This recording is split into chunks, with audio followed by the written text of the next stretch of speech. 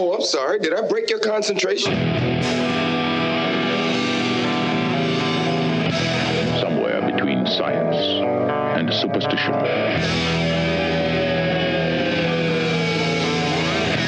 We have such sights to show you.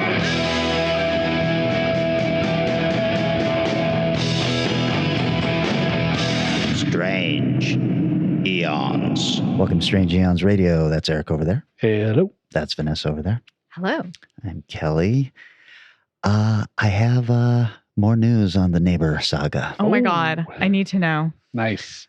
Vanessa, was it you telling me that there might be a power struggle going on that had nothing to do with me? Was that you that put that in my head? Okay. So, you guys know that come up here and sometimes there's like laundry detergent outside of their door and stuff like that. And they just left it out there for a couple of weeks. So finally, I was going to throw it away. And then I saw, oh, there's still stuff in here. So I put it directly in front of their door. Oh, sure.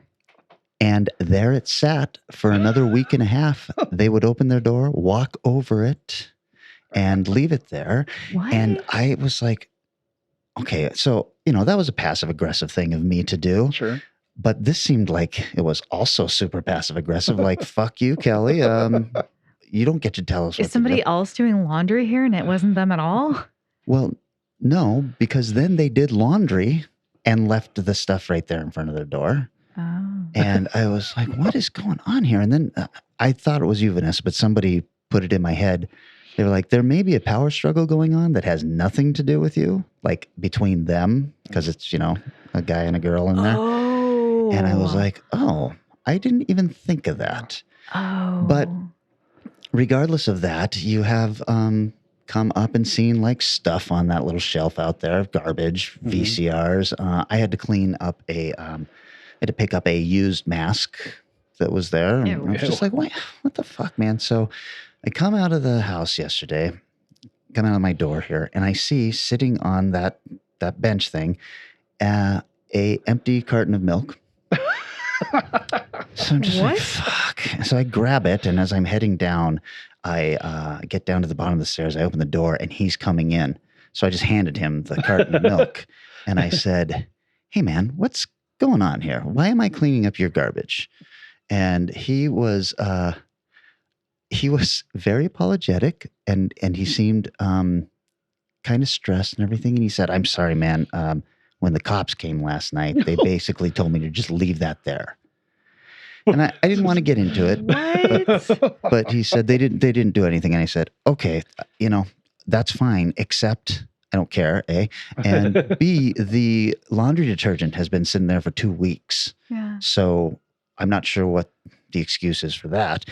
He said, well, I'll get it tidied up. They took my girlfriend away last night and all this stuff. And I was like, oh boy. So apparently she was beating on him, I guess. And the cops showed up. No. Oh my God. Here's the worst part. I mean, I had been drinking a lot that night, but I heard none of this. Wow. I was just out, apparently. I was going to say, how did you not know there were cops arresting somebody in your building? The only idea. The only thing I'd toss in your defense is there is a long distance. You've got such a narrow, long place that from their place to your bedroom, like if you'd gone to bed, that's a big chunk of space. Maybe. That's true. But as we know, sound travels strangely. I can hear him drilling. No problem at 4 in the morning. So you would have thought I'd hear a fight, but I didn't. Jeez.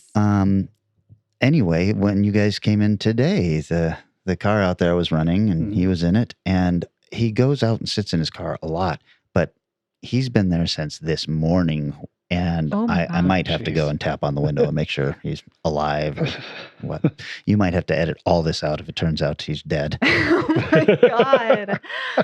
Oh, jeez. It's hard. Like, I mean, you forget that people have their own huge inner struggles going on.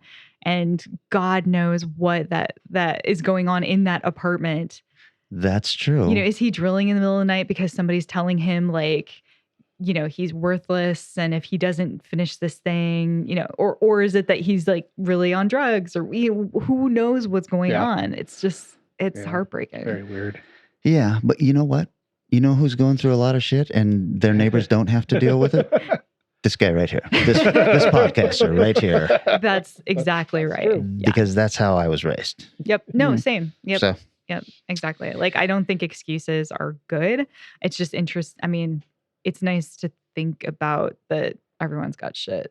I don't Yeah. think your shit should ever overlap on somebody else's plate. there you go. Yeah. Michael DeBronzo, that was for you because he had reached out and told me about some weird neighbors he had in an apartment complex. So I said, oh, stay tuned. The plot thickens. We've got more. Can you find out? Is there a way to find out, like, from like a police info board or Oh, yeah. I'm like sure, what happened? I'm Yeah. sure there's some kind of police board that will, it won't say names or anything, but it'll Right. say, such and such arrested for domestic abuse or whatever. Right. On the state.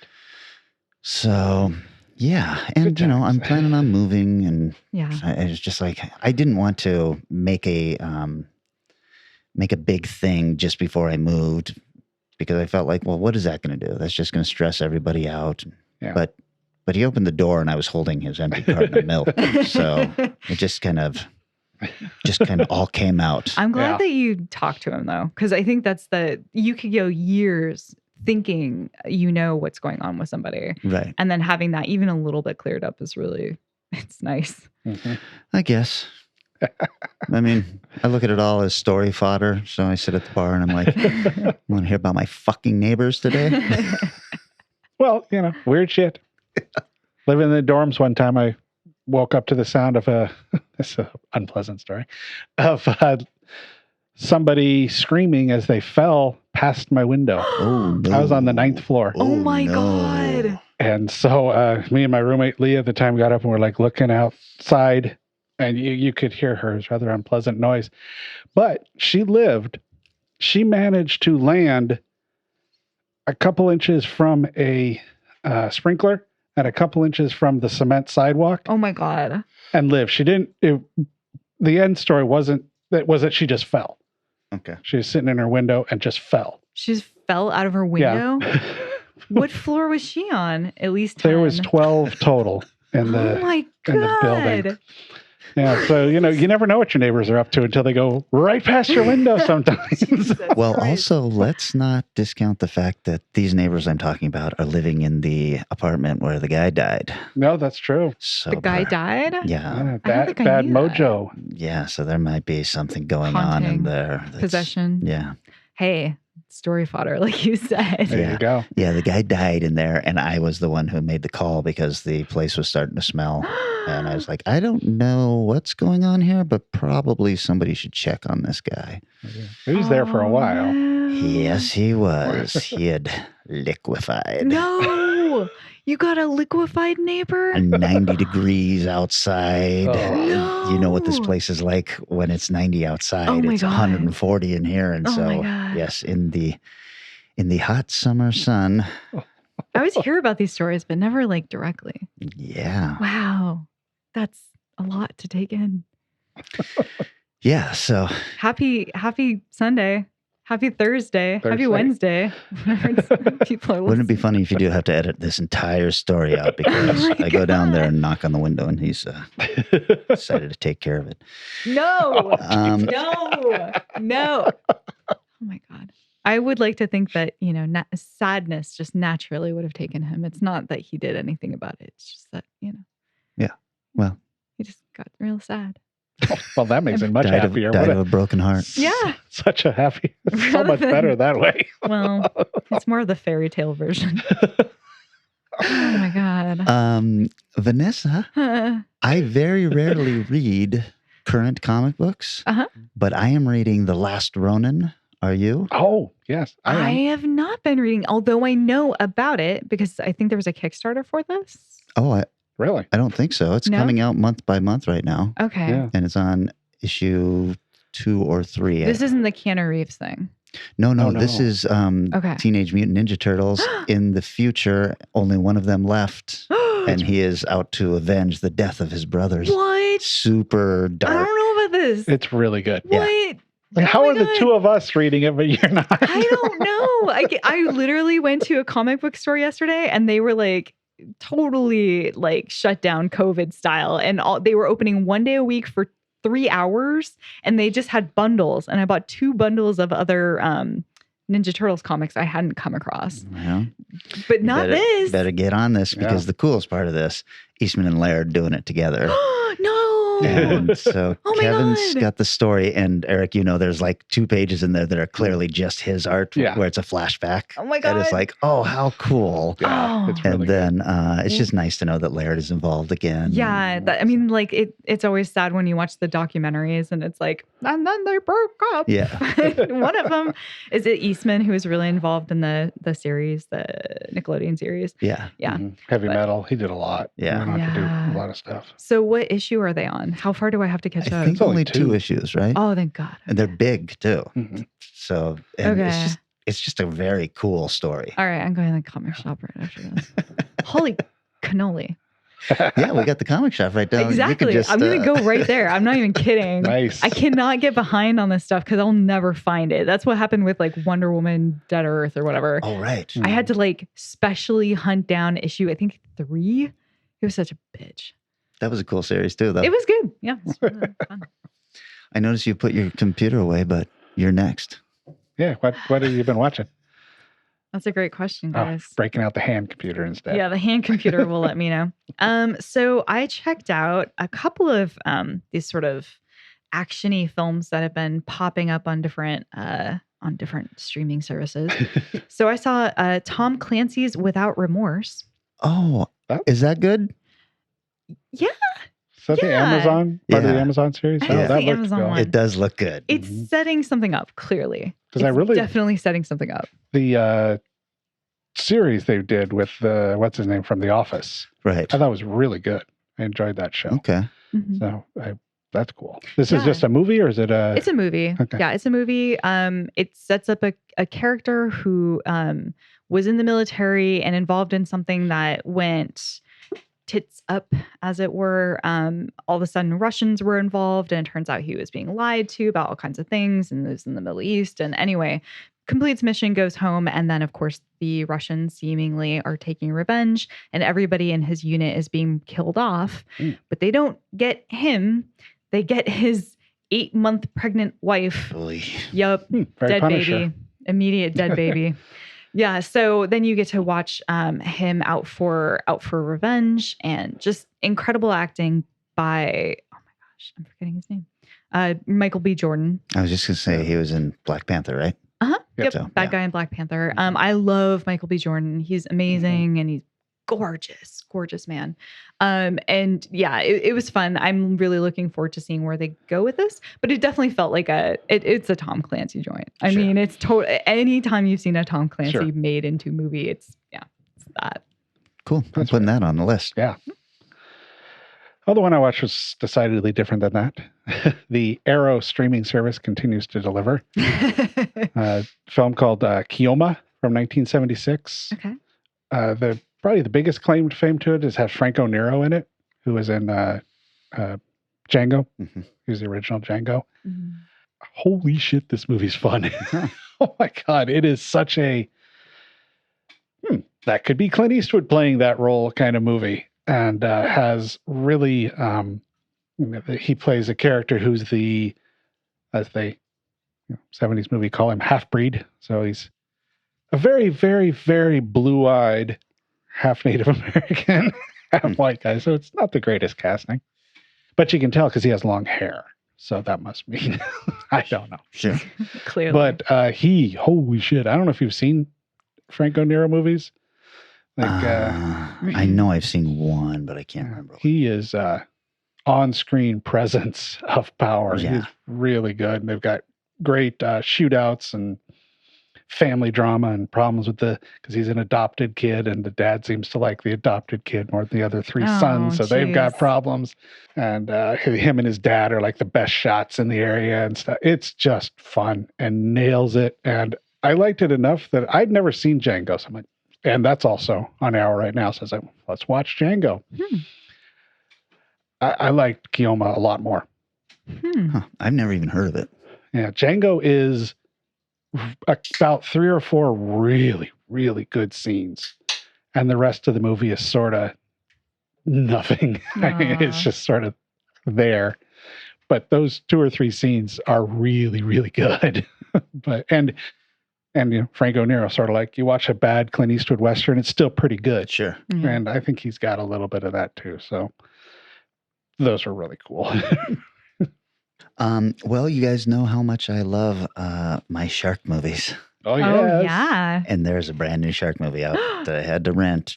And imagine my surprise when it was pretty dang good. I'm personally shocked. It's called Great White, and it's an Australian movie, and it's about these this young couple who rent out their plane to take people to this island out in the middle of nowhere. And of course, then there's this horrible accident while they're investigating this boat that's out there half sunk, and they realize there's this shark thing going on, and they have to get going. Now, like all of these movies, it's a little straining of credibility because these sharks appear to have an agenda. They're like really pissed at these particular people. Sure. And they will kill to kill, not to eat. So as soon as they're killing someone, they'll just move on to the next person. So that kind of, serial killer shark stuff that doesn't really work in nature that way, but I still loved every minute of it. The sharks looked pretty good. The acting was really good. And fun. Great White. Oh my gosh, that sounds great. You haven't played that shark video game yet, have you? No. Oh, it's pretty fun. It's really dumb, but it is really fun. It is really dumb. It's not really the Jaws game, is no. it? Oh, okay. Mm-mm. No, I can't remember what it's called, and I'm sure a lot of people are going to be yelling at the radio right now. But you kind of have agenda, but you're a shark. You're just swimming around eating fish and like stuff. But then you kind of find out that your mom died through certain ways, and then and there's this like reality TV show that's trying to hunt you down, and like you can like eat them and like land on their boat and like eat the people and then swim back, and then but that'll make more reality TV show people come up to try to hunt you, and it's got a lot of dumb stuff in there, but it's enjoyable. Sounds like my kind of thing. No kidding. I think you'd have a great time. Well, my mom had a birthday. Oh, nice. Yes, it was very exciting. And so we were trying to figure out what to do because it's still COVID and she's still an older human being. So we're trying to be safe with her. She is vaccinated. But so a movie had premiered on something, HBO probably, I think. It was called Those Who Wish Me Dead. Yeah, that's HBO. Yeah. Starring Angelina Jolie, John Bernthal. We had Aidan Gillen from The Wire, Nicholas Hoult. So, Tyler Perry's in it. So there was like a whole big cast of very famous people. And I was like, I don't know what this is going to be. Like, it's basically a bunch of like forest, like they're out in the middle of nowhere. It's some forest people, like people, preventing forest fires / like, what are they called? They fly in while there's a forest fire and they try to put it out. Angelina Jolie has been sequestered to a watchtower for the summer to watch for the forest fires. And meanwhile, there's a kid whose dad is being hunted by people for some reason. And then they're trying to hunt the kid too, because they don't want the kid. I don't know. It's a very action-y movie. None of these people should be in this movie. It's very COVID. It's like everyone was bored. And I'm like, why is Nicholas Hoult here as like a pretty much silent, like bad guy sidekick who just randomly tries to shoot at people? And I was like, this is a bit small for Nicholas Hoult. And Angelina Jolie is like, I mean, great. She gets to be a badass action star, but it just feels like everybody's like, yeah, that sounds fun. I have nothing going on. Sure, I'll be in this movie. It just feels wildly like you would never expect this particular cast to be playing these specific roles, except for Aidan Gillen, who is great at playing bad guys. So Please tell me that Tyler Perry is playing his Medea character in this movie. There you go. I actually don't Medea goes smoke jumping. I don't remember who he is in this. I have to say, I feel like a jerk, but his name is in here. I just don't remember his character. This sounds like a pass on this one then? I don't know. I mean, it's fun. It's totally, again, it's just like the last one. It's an action film. It's a wild romp. If you want to watch people run at people and people hide from people while there's like a giant forest fire encroaching, then that's always joyful. More importantly, how did Mom like this movie? She had a great time. Oh, there She you thought go. it was very good. She loves action movies, though. Yeah. Gee, I wonder. Not surprised. You know, our person that helps us with our taxes and various stuff around here, he used to be a forest fire. He didn't do the smoke jumping, but he used to fight forest fires when he first moved out to Washington State. He was telling us some stories about like when he was 17, he decided to hitchhike across the U.S. and stop wherever he was and get a job. And we were just like sitting there with our mouths hanging open going, God, I wish I had done anything when I was 17. Yeah, no shit, man. He's a good guy. That's incredible. That's absolutely incredible. Now I'm gonna look at him in a totally different light. He's got a lot of those kind of stories, actually. But so no, I watched a very different film. Yeah. Happy, fun, Chef. Oh. Jon Favreau's movie Chef. Oh. Which is... Is that from a while ago? Yeah, it's from a few years ago. Okay. Because apparently he really got into cooking. Really got into cooking and wanted to make a movie about that so he could just probably, learn it because he's also the star. Yeah. So he could learn to do some of the stuff. And I guess he did a lot of the stuff that's in there. And it is like mid-act 2 turn to the end is just good time fun. Aww. I kept waiting for something to go wrong or something, some new problem to happen. But basically he goes through a whole lot of shit through the first half of the movie and then spends the rest of the movie being having fun with all the shit, leaving the shit behind. So it's like, that was a lot of fun. Yeah, I thought that movie was cute. Mm-hmm. Yep. That sounds like a great movie right now. Right. Watch that with your mom. Maybe I will. Well, how about we take a little break, guys? I'll go and check on my neighbor, and then we'll come back. Please don't. Please wait till we go. And we'll talk workplace horror.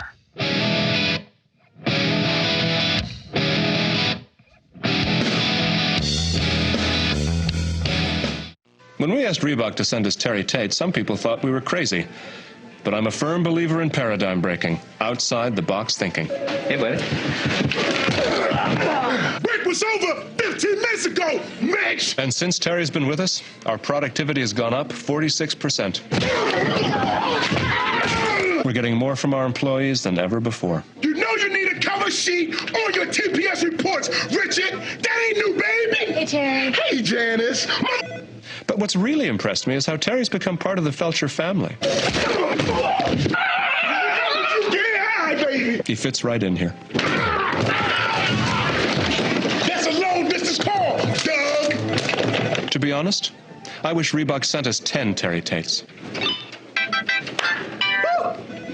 to play games, Gene? Well, when it's game time, it's pain time, baby. Woo!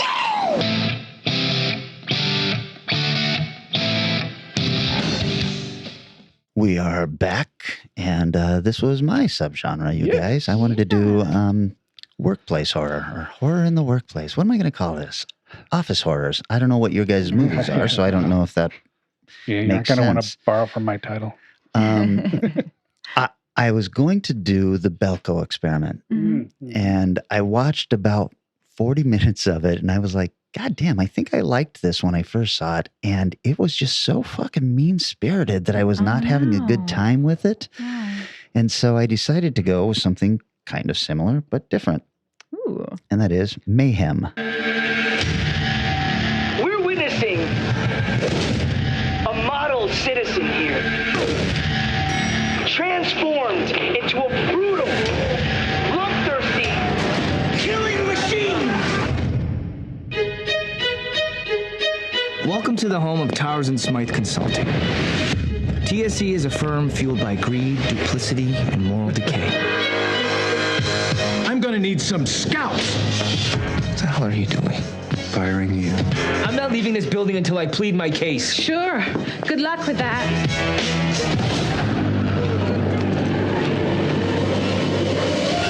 What the hell is going on? Say hello to the ID7 virus. Stress hormone levels rise, causing inhibitions to drop and basic instincts to rise to the surface.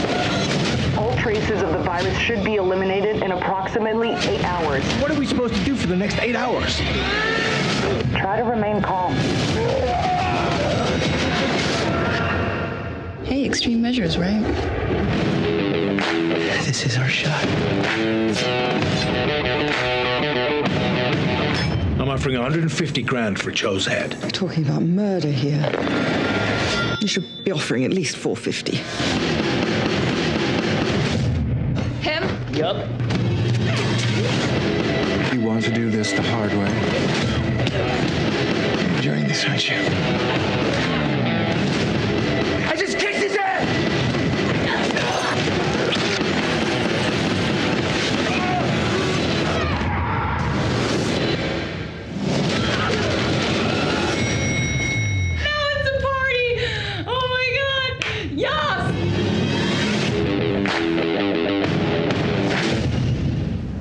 Nice. Love this movie. Yeah, it's a good one. From 2017, I could find no budget or box office. It is a Shudder original, so that would be why there's no box office. The Rotten Tomatoes, the critics have this at 84%, and the audience has it at 65%. Ouch. I don't know why. That's weird. Because this is a good movie. Yeah, it should be an audience favorite. Yeah. Weird. Directed by Joe Lynch, who directed Wrong Turn 2, Knights of Badassdom, and a couple of episodes of Creepshow. Oh my God. And written by Matthias Caruso, who's done just a bunch of short films and one feature called Bruja. It stars Steven Yeun, who is Glenn on The Walking Dead and the voice of Mark on Invincible, and Samara Weaving from The Babysitter, Ready or Not, Guns Akimbo, Bill and Ted Face the Music, and a bunch of other stuff. She has become kind of a genre queen. So. She's great. We lucked out. Yeah, absolutely. So this movie opens with Steven Yeun basically kind of introducing us via voiceover to what is going on in the world right there. And there is a virus, a pandemic a bit, called the ID7 virus or red eye virus that has been spreading throughout the world. And it infects neural pathways, removing all inhibitions and integrity. And it kind of causes people to act out on their darkest impulses. So it's not lethal unless the person who is acting out on his darkest impulses wants to kill you. And then I guess it would be lethal. Yeah. The first known case of murder was committed by a guy who stabbed a coworker, and it was not deemed liable due to the influence of the virus. So Derek, Steven Yeun, he works as a lawyer at this place, Towers and Smith Consulting. That's the firm that handled that case. And we start off with him talking about how he began this career full of optimism and everything, but ended up backstabbing and cheating and finding loophole after loophole in order to work his way up the corporate ladder and get a corner office. So right off the bat, he's an asshole, but he's likable because he's telling you how much he hates what an asshole he's become. So one morning he goes into work and finds that his favorite mug is missing. And he meets also he also meets with this furious client, which is Samara Weaving, who needs more time on a loan, and he's unable to help her, kind of unwilling to help her because he's still a bit of an asshole here at the beginning. But then after discovering that a bungled legal case for this huge company has been pinned on him by his superior, he goes in and confronts her and finds his mug on her desk. And they both go up to the top to see the big boss. She wins him over very easily. And Derek is then laid off. He's given his notice. And we start seeing, it's almost like a zombie film in that we start seeing people kind of getting angry in the background and stuff like this. And you realize as you're watching, something's happening.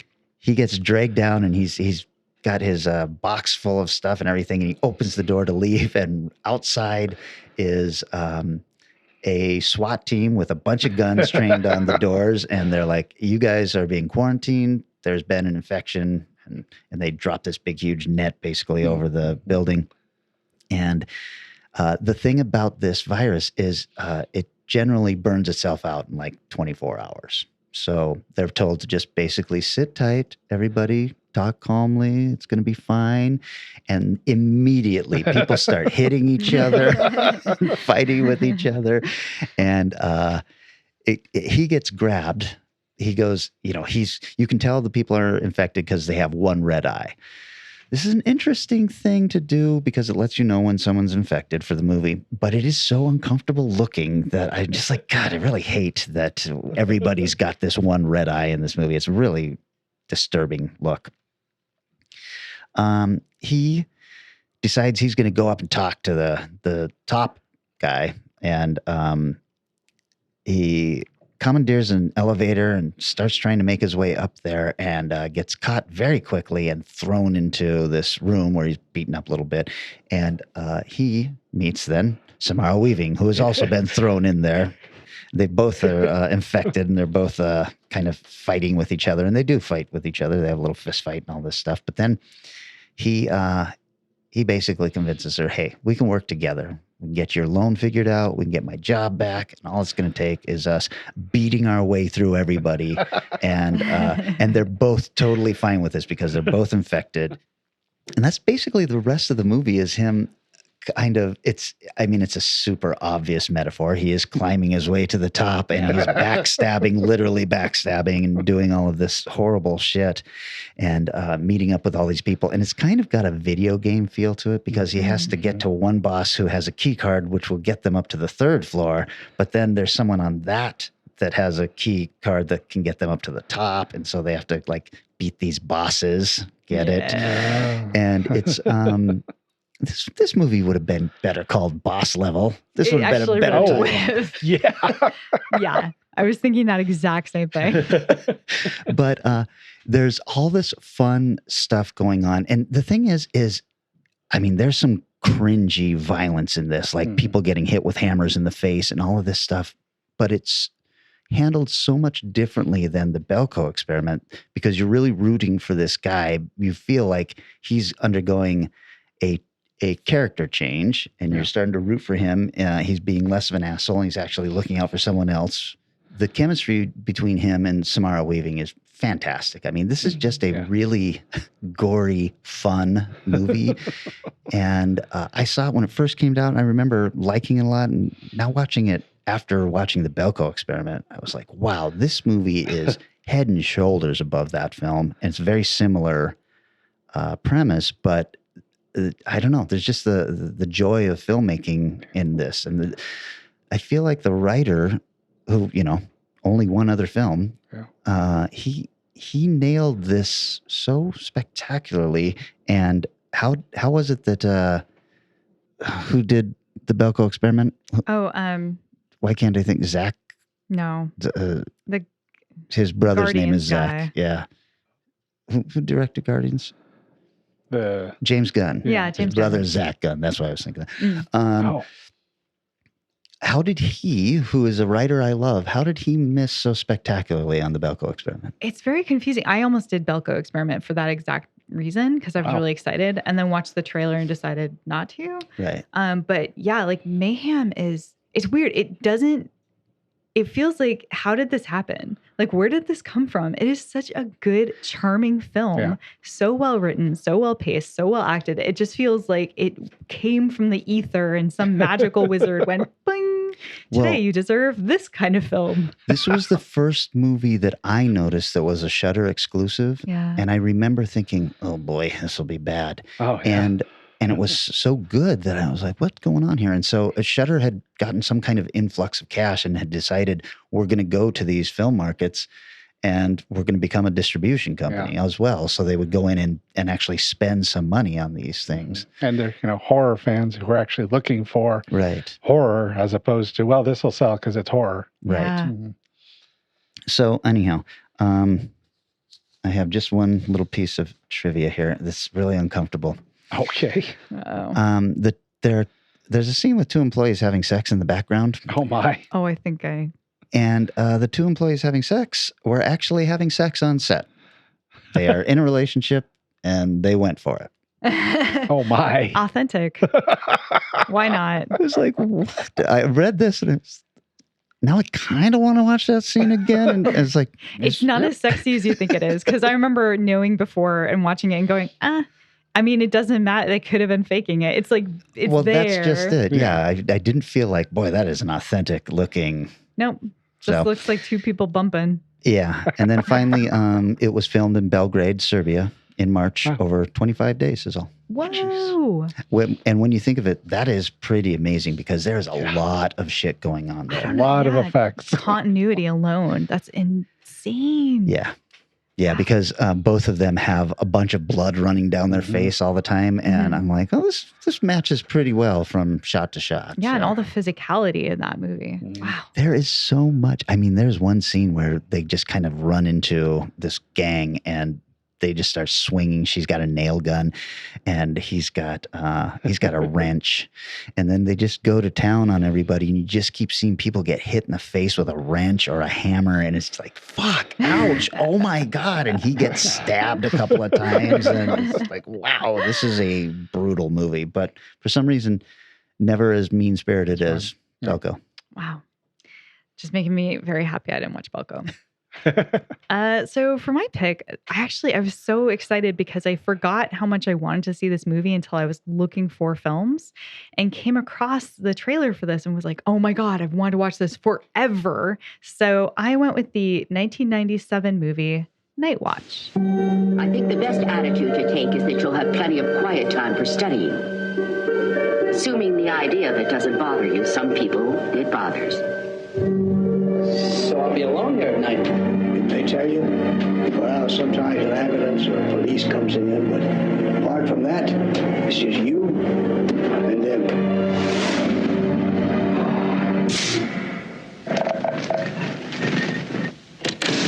Martin Bells was a full-time student who needed a nighttime job. How could you give away all your nights without talking to me first? It's a test. I'm testing myself. You don't think it's weird? I have a pretty high tolerance to that sort of thing. But he just accepted the wrong one. A 17-year-old girl was found dead this evening. The third in as many weeks and the sixth in the last 2 months. I saw her in the hallway. Now, Deputy Inspector Bill Davis, this is Moon Night Watchman, Martin Bells. a series of murders When you're dead, you're dead. What difference does it make what someone does to you? have invaded his life. I've interrogated murders like this one before. Let me tell you, they are well beyond the need to justify what they do. Just do it. In the mind of the police, Tell me, Martin, you did your rounds last night? Of course, why? I see a dead girl. The doctor tells me you're the only one that's been in here. he's the prime suspect. They know who it is? They have a suspect. It's me. Boy, they got the wrong guy. He didn't do it. Martin is not a murderer. I think someone's trying to frame me. Martin, if this is what I think it is, there's someone very dangerous standing right behind you in the dark, breathing down your neck. And in the eyes of a killer, he's the next victim.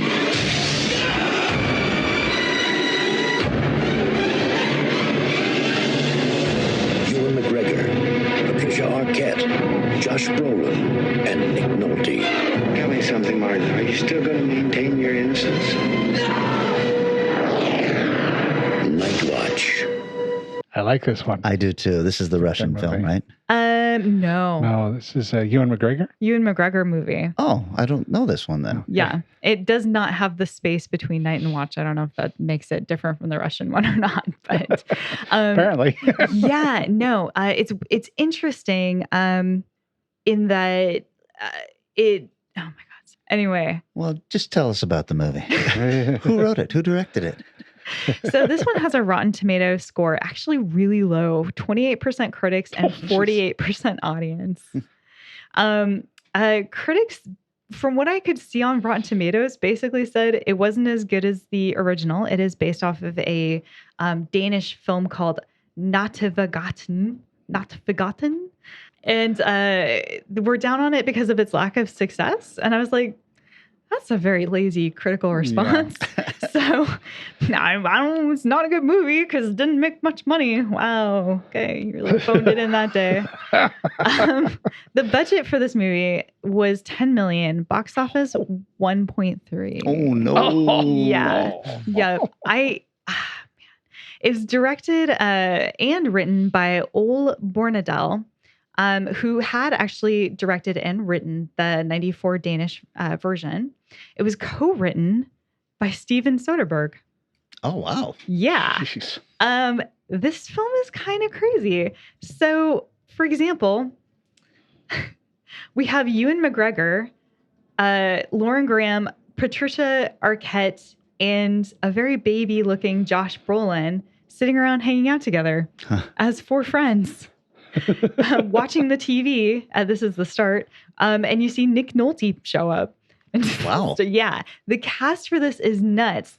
And that it also has Lonnie Chapman, Brad Dourif, a couple other smaller names like Alex Hormozy, who is in Kindergarten Cop and The Haunting. But we all kind of know these other people. But it's just weird to see. I mean, Ewan McGregor was definitely famous at this point, but Josh Brolin is just like the buddy, but he's such a powerful actor. Mm-hmm. It's insane. And then Lauren Graham, it's like she's like the Highlander. She does not look any different. Every time I see her in anything, it is like I've seen her all the way through Gilmore Girls. I've seen her like advertisements for more recent stuff. She looks the same in every single. She looks not super young, not super old, definitely gorgeous. Good genes. Mm-hmm. Absolutely. The plot is a law student takes a job as a night watchman to pay some bills and give him some time to study. He's got a really pushy, distracting BFF, which is Josh Brolin. And of course, things go kind of wrong, as you would hope on a horror film. First day on the job, Lonnie Chapman shows him around. He's a retiring old night watchman. He won't really say why he's retiring. He just keeps looking at him and saying, well, they told you why I was retiring, didn't they? And then just keeps going. And he's showing him around the building that he's going to be keeping an eye on. And the main thing is it's a mortuary. It's got a area where they keep all the dead bodies. There's also a room of formaldehyde that you don't want to look into, apparently, for reasons. And it's got a lot of like kind of rooms filled with horrors. And his job is every night at a certain time, he's going to have to walk through each of these rooms, check them, basically walk to the end and back, and lock it up, make sure it's all safe and tight. But it's really not that hard of a job because the rest of the time he can just sit there and study. Except for this place is hella creepy. And it really sets things up immediately that way. When Lonnie Chapman is showing him around, it feels like you're watching a David Lynch film. Like everything feels very straightforward, what he's saying, very important, but also makes no sense. Like he keeps saying things like, you're going to need a radio. And he says it over and over again. He's like, you got a radio, right? You're going to need a radio. Cause he's like losing touch. He's an older guy. Doesn't quite remember what's going on. And, you know, he's like, oh, really bad things happened here. And there's a picture behind on a bulletin board inside the office of this guy leaning against a wall. And Ewan McGregor's like, so who was that? And he's like, some guy on death row. I don't know. It's been here since I started. And there's just this constant dialogue of like hinting at something strange and dark and deep, but we just don't know what the hell it is. And Ewan McGregor isn't the kind of guy who you're gonna instantly find out with because he's very like pompous, like thinks he's super fucking cool, thinks he's like above it all kind of guy. So, everything starts to take a twist when a prostitute is brought in the middle of the night to be taken down to the morgue, and a detective on the case, played by Nick Nolte as Detective Cray, shows up and also kind of shows him the ropes a little bit more properly than the night watchman did. He explains to him kind of what's going on, how things work around here, and the case that this prostitute's involved in. Apparently, there's a serial killer taking out prostitutes, pretending, like basically hiring them to pretend that they're dead and then actually killing them and carving out their eyes. Wow. So that's this guy's MO.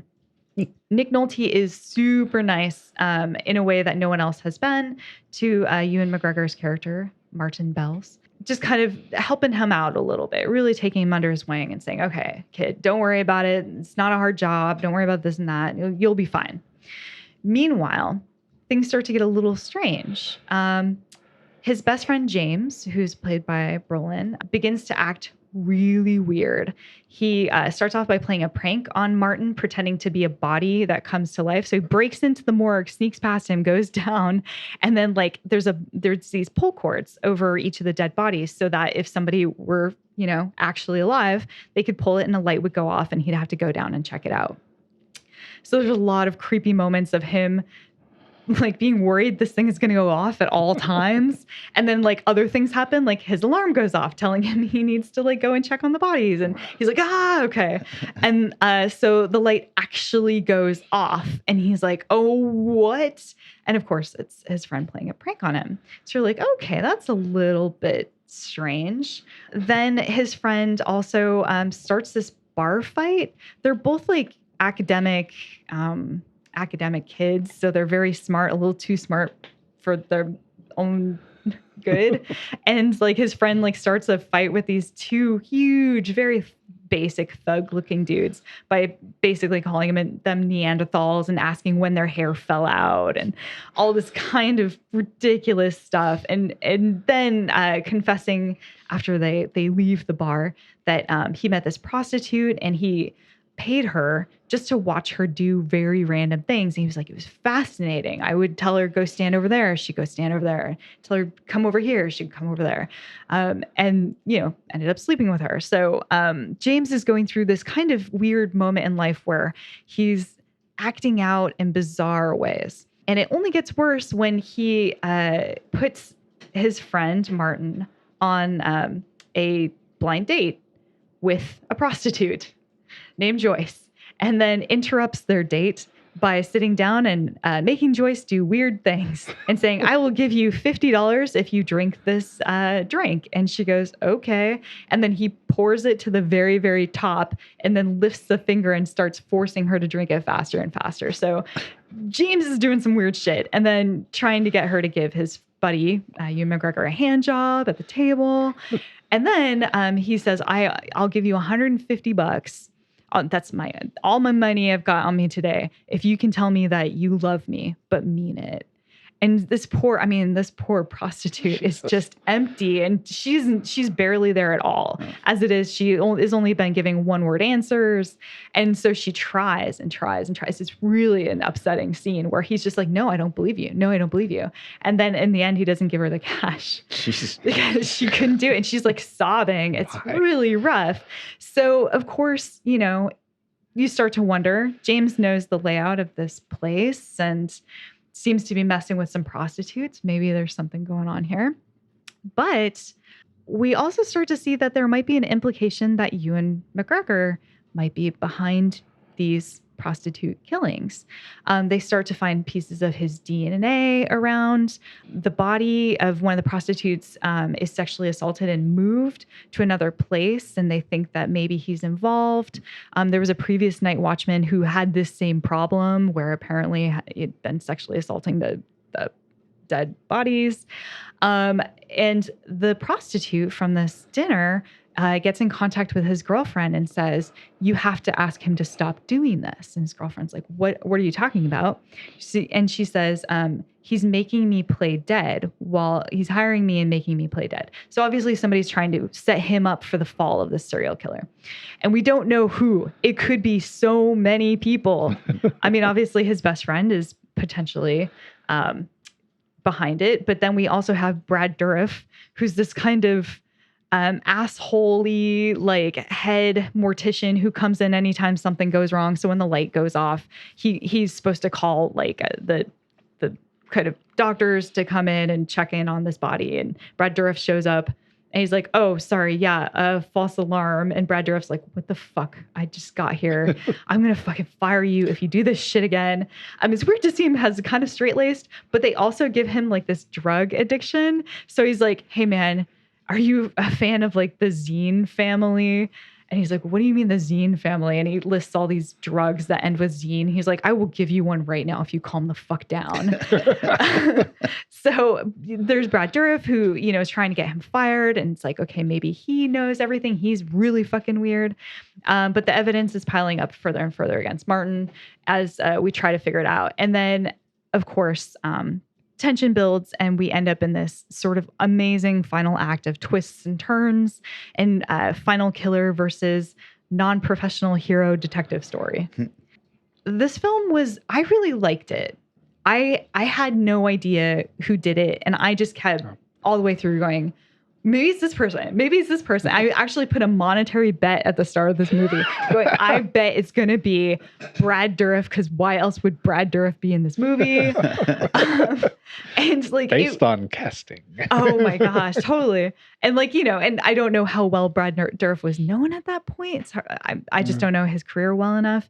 So I was just like, maybe like he wasn't a big enough actor, so people didn't realize he's always the bad one. It has such a great cast. Brolin is kind of stunning in this film. He plays this fine line where you can see him as potentially a serial killer or potentially a lost college kid or potentially just the fun best friend who goes a little too far sometimes. And it's such a fine line, but he just dances it like nobody's business. Ewan McGregor is great as a cocky asshole. He's constantly like working and being really stressed out and freaked out as it's so dark and there are these big trees outside of the building and they're wrapped in plastic, like black plastic. So it's this at nighttime you constantly see through the windows this flapping black plastic in the wind, and it's like you can see shapes in it sometimes, and they do such a good job of that mindset that maybe Kelly you're even familiar with, having seen strange things down the streets. It reminded me so much of that, where it's just like, what is this? What is this? Oh my God. And there's this constant play of like paranoia and like just fear of what's going on in the evening. So that's really done well. There's a really cool moment where we have Ewan McGregor confronting James Brolin in a laundromat. And I noticed all of the washing machines were going behind him and they all had red stuff in it. It was like red clothing and red towels, every single one. So it was just bouncing red, like flying around behind him. I was like, wow, that's like a weird detail, but so cool. Yeah.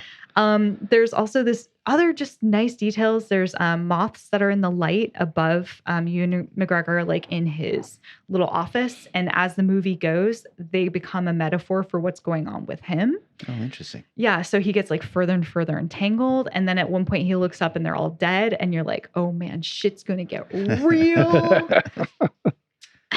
Just a lot of really genuinely creepy, nice moments. Disliked. There's a couple of things that don't pay off. That whole radio joke at the start with Lonnie Chapman, where he's like, you got to have a radio, son. You need to get a radio. He never has one. And I'm like, why? Why did you do this? I feel like it was such a lead up for nothing. The ending feels super abrupt and a little bit strange. I'm not entirely sure. It feels like there's supposed to be some meaning behind it, but I'm not sure what that meaning is. People, we have to stop making people chop off fingers to get out of handcuffs. I'm going to put in this special request. Could we not anymore? Because I'm really done seeing it. I just cannot handle this again. And I was just like, as soon as there was a moment and I was like, no. Okay, it's happening. It's happening. All right, that's fine. Also, Lauren Graham in this movie, she's super underused. And she just kind of becomes this character of the girlfriend who gets cheated on but keeps dating Josh Brolin. It's a weird role, and she's just a way heavier hitter than that. And at times it becomes super melodramatic. So a little bit of trivia about this film. After the Not Forgotten found, the original Danish film, found critical acclaim in 1994, director Ole Bornedal was hired by Dimension Films, who had purchased the rights to come to the U.S. to remake the film. It was intended to be the first of 3 films Bornedal would direct for Miramax. Obviously, I don't believe that happened. Night Watch took a year to complete due to a series of test screenings and reshoots Miramax ordered. Changes made by Miramax to the finished cut included reducing the role of James's girlfriend, Marie, which is Lauren Graham, and adding a more satisfying final scene, quote unquote. Bornedal went on to state that the actual shooting of Night Watch was terrific. Everything was totally wonderful, and I was free to do as I pleased. But everything suddenly became extremely complicated during the post-production phase. The co-writer, I believe Steven Soderbergh is his name, described it as himself as having to sanitize the original 1994 script. For example, the Danish version, there was a scene at the restaurant with the prostitute. He's actually supposed to get a blowjob instead of a hand job. They also added weird American pop culture references. At one point, they say something like, it's just like one of those movies on the USA Network where the hero sees something weird and no one will believe him. And at that moment, I just was like, what? Did they just reference the USA Network for no apparent reason whatsoever? That sounds like native advertising to me. Yeah. It really does. It was very strange. Soderbergh himself noted his frustrations at how nearly a year after shooting had begun, he was being forced to provide new script pages for reshoots that were going to be detrimental to the quality of the film. Lots and lots and lots of reshoots. In the United States, Night Watch was originally scheduled to come out in the fall of ~96. Due to the extended post-production, it was pushed back to several dates, including spring-summer of '97 and October '97, as suggested by the film's copyright year, before eventually getting to theaters April '98. It was claimed that October '97 release date was canceled to avoid competition with another Ewan McGregor film, A Life Less Ordinary, that released that same month. Nick Nolte said of Night Watch, as the studio got it, they realized that they had a European-paced film and they kept hacking at it and hacking at it. Ewan McGregor similarly remarked at the time that this was the perfect example of a film they would not leave alone. There was constant reshoots, including the ending, and they took all the interesting stuff out, making it bland. The original concept was the reason I accepted it in the first place, and I had massive strands of the character removed, which is insulting. In 2019, McGregor again spoke out against Miramax's production interference on Night Watch, claiming Harvey Weinstein ruined that film and that Weinstein made us reshoot everything. Everything that was interesting about the film was replaced.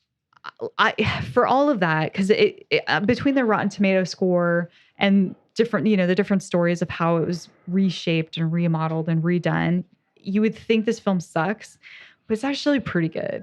Like as much as people, say that it would have been great to see what the original version of this was, and maybe just seeing the Danish version is probably the ticket to that. Yeah.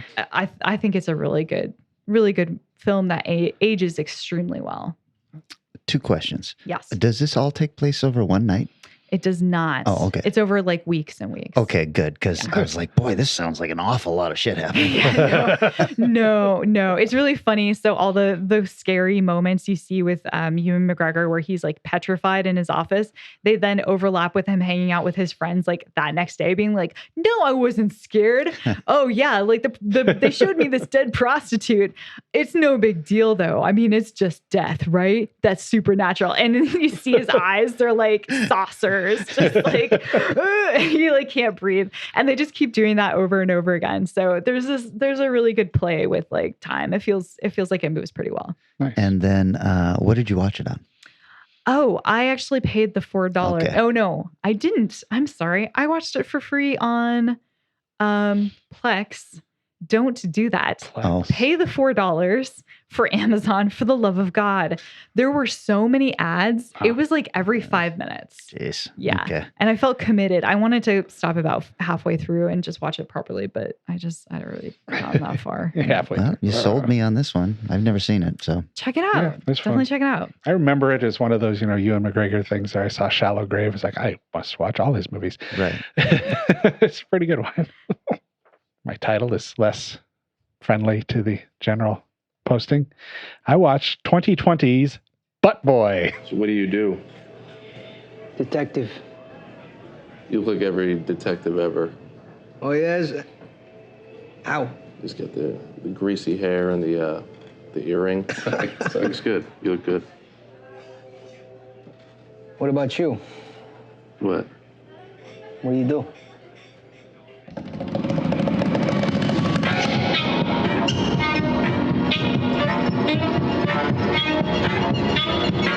Potential tragedy strikes Critica County today as law enforcement have yet to make any headway on the missing child that vanished from Catherine Park this morning.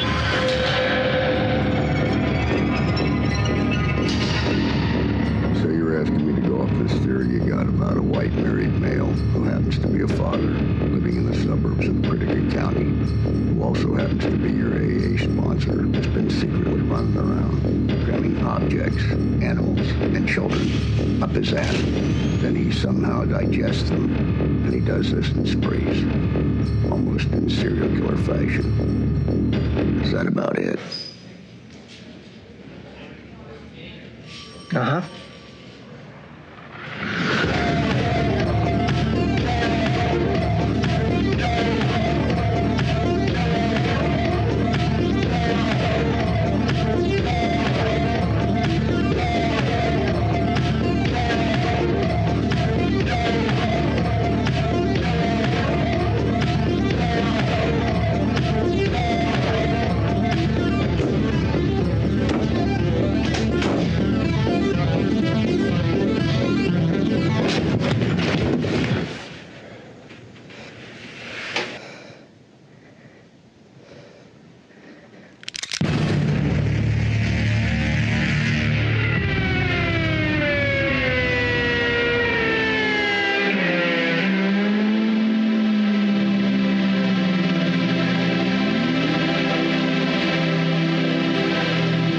Oh, I don't know if I like the idea of workplace horror on this one. What is this? I've never even heard of this. Well, it's Rotten Tomatoes score. Critics at 70. Audience at 64. Higher than fits. mine. Budgeted at estimation, $150,000. That's an estimation. Wow. Box office, no friggin' idea. 2020, so. It's directed by Tyler Cornack, who's most known for a series called Tiny Cinema TV, which is like 83 episodes. It's like an episodic comedy skit show or something. I'm not sure. And something called The Pocketeers. He's also the writer, which is with his writing partner, Ryan Coach, who they've both written almost everything together. Let's see, lots of shorts, director's films, and that also holds true for the actors. Tyler is one of the lead actors, so the director plays the lead detective in the movie. And there's Shelby Dash, who has been in most of Tyler's movies, but also in Vampire Diaries, ... for real. Oh my God. No. And Though, ? Noises women make when eating cake. Okay. And Brad Potts, who's in Barely Love, a bear mauling love story musical.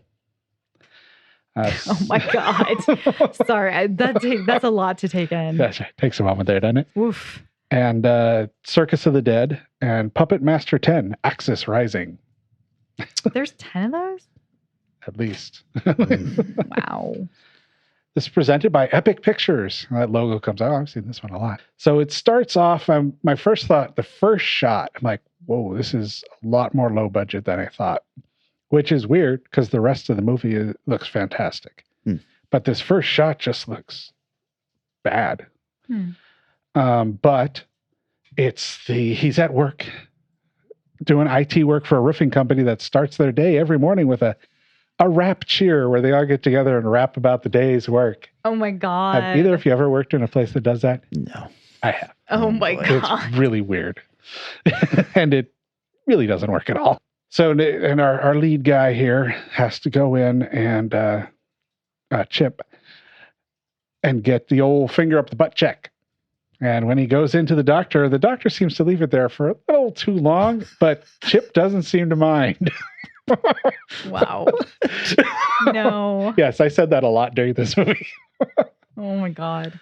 And of course, being a movie, he doesn't have a happy marriage, wondering if his wife's having an affair. She has no interest in helping with his new fetish. Jesus. But boy, is he interested in continuing his new fetish. And it's implied. Which is butt stuff. Because of the doctor. Yep. Okay. He's awakened within him. It's just boom. Okay. Oof. And it escalates quickly because the family dog disappears. Right. That's complex. Yes. And then he goes to a park and sees a lady playing with a kid. Next scene, the police are at the door asking what he was doing in the park because there's a missing child. What? The implication is that he's sticking all this stuff up his butt? Yes. Okay. Oh yeah, it's I don't even know how what that means. in fact, my next line here: the magic in this film seems to be the guy can stick anything up his butt. Little weird. Credits roll 13 minutes into the movie, and they're really long. But this is when Tyler the cop is introduced into the story, and he's at an AA meeting, and Chip turns out to be his sponsor for his AA. Chip, aka Butt Boy. All right. They go out to a dinner afterwards, and the cop apparently loves hot sauce. I'm not sure why this is in the film, but he like layers his stuff with hot sauce, and that's character development. There you go. The movie starts off feeling almost like a strange alternative to that film I liked last year with Swallow. Yeah. By the end of the movie, no, it's definitely not that at all. Because early on, it has that same feeling of somebody trying to find something going right in their world when their job sucks and their marriage sucks and his butt's happy. He's back at work, but the boss is upset because an achievement plaque has gone missing. Oh my God. No. And now a tennis shoe and a weird scene with a light bulb. All of this, with the exception of the light bulb, is played off screen. You don't really.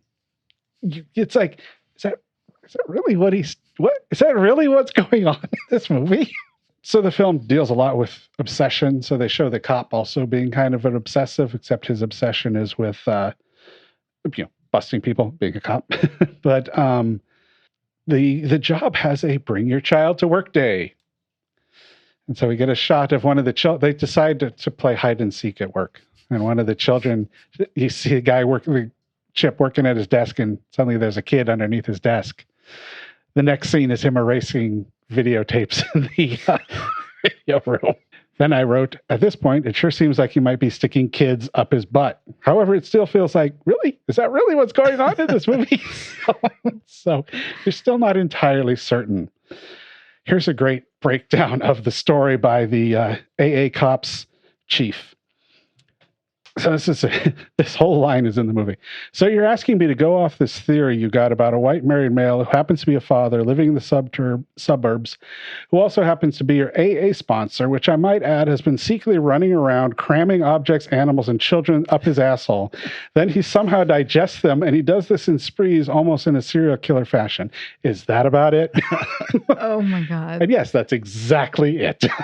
Whoa. So, the cop joins family for dinner, and for some reason, after the movie's done, I know what happens, but it works rough in the movie where he's got like a 3/4 inch disc of the video, the hard plastic ones they used to have, of the footage from work. And he's trying to find a place to hide it. So I'm obviously thinking, well, there's a really obvious location. But for some reason, he doesn't do that. And later on in the movie, I find out why he didn't do that. But the cop finds that disc in the bathroom because the cop had to take a dump. It goes both ways, man. Oh, Jesus Christ.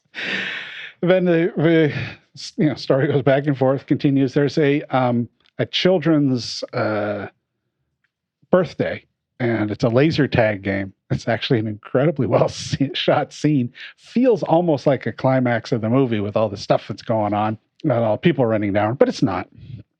So if you're intrigued by this film, because I got to talk about what's really going on. Oh my God. At one point, it looks like the cop's going to bust him, and he runs away, and you get a objects in mirror shot of the guy bending over, opening his butt cheeks, and it's like this sound of wind starting to pull the cop in. Oh my God. So he's got a black hole in his ass, basically. Basically, yes. Okay. Wow. And so the cop gets pulled into his butt. Okay. The child that was in the park was his child, and the kid from the office is there too. So it's like a little world inside his butt. The dog is alive too. So my God. We see inside his butt. Yes. And is it just like black in there, or no? It's really gross. It's kind of reddish and wet looking, and they did some kind of a effect over the top that makes it sort of look like, you know how when it's really hot outside and you see the mirage look from a distance, it sort of looks like that to imply that it's really hot and stinky in there. Wow. And they have a scary moment when he farts, which is actually quite hilarious in the movie, the way it works out. But the cop figures some stuff out, and well, it just goes from there. But let me tell you, the end of this movie is so sweet and so full of heart that it makes, I'm watching this movie going, this movie's fine. It's fine. It's funny. It's weird. It's bizarre. But the ending is so heartfelt and so sincere that it paints the rest of the movie as being far better than I think it really is. So it was good. Oh my God. Some trivia notes. Because, I don't think I need to go deeply into this story. I was kind of expecting the movie, Milo. Yes. We've got that butt creature. I was expecting something like that, but it's actually a much subtler film, despite everything I said, about obsessions. And works well. It was John Waters' favorite 2020 film. What? I bet.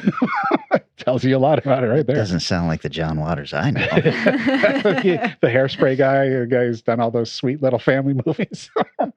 There's a lot of reviews comparing it to the concept of a serial killer movie, which I think is an incredibly lazy review, in that there's a cop investigating something and weird disappearances, but there's no deaths. There's no real, everybody's just missing. So I was like, yeah, no, I don't see that at all. Premiered to 4 sold out screenings at Fantastic Fest in Austin.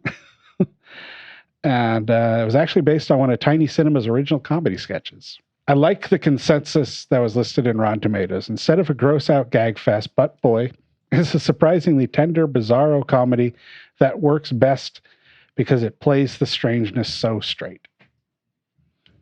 So, wow. Office hijinks ensue. What did you watch this on? Prime, Amazon Prime. So you don't have to pay to rent. Well, that's good. Yeah. Good viewing in your future, huh? I sold you on this one, right? You're gonna go out and watch. The ending sounds very intriguing. I was pretty surprised. Yeah, I mean that, but I look, as a fan of sticking things up my butt, you'd think that this would be the movie for me, but it's just not working. There's something about it that just isn't a selling point to me, and I can't quite say what it is, but can't put your finger there. I can't put my finger in it. It's right on the tip of my tongue. Hey, Eric. Yes. I'm horrified that you have the next subgenre pick. Well, inspired by Butt Boy. No. Orifices. It's orifices. Horrorfice. Orifices. That's like the title comes first for a movie. Sure. I feel like now we need to do a subject with that as the title, but not this way. Okay. I'm looking at the idea of knockoff movies, not sequels, not reimaginings or remakings, but that big movie comes out and suddenly you see 40 movies like it, like Transformers and Transmorphers. Right. The subtle version there. So, makes sense? Yeah, cash in movies, the Asylum collection. There you go. Hey, speaking of that, we talked about Army of the Dead last week. Did anybody notice the very blatant aliens stuff going on in that movie? I mean, some of the characters looked exactly like why can't I think of Xenomorphs? No. No. The characterizations. The crew that he brings in, they were so cookie cutter alien Marines. Yeah, I can see that. Yeah, including the one guy who sent in as a corporate guy and all that stuff. And I was just like, wow, I feel like he really wanted to make an aliens movie. And I think my favorite part is when they get to that, when they actually get to the what's it called? Safe. Thank you. Oh my God. Brain, do better. When they get to the safe and you've got the German kid who's like the safe expert and they look down at the bodies that all the other people who've tried to get in and it's like them, Yes. but dead. And they're like, what if we're in an infinite loop of like trying over and over again to get into this safe and just failing? I was like, what if it is? That's crazy. What if they all are? When they finally got to the safe and he's doing all this stuff, I was like, why couldn't the guy who owned the safe and sent them on this just give them the combo to get into the safe? Oh my God. Why not? That's a great question. Well, then you would have the cool German kid. Oh, well. There you go. Yeah. Okay, so that is the show.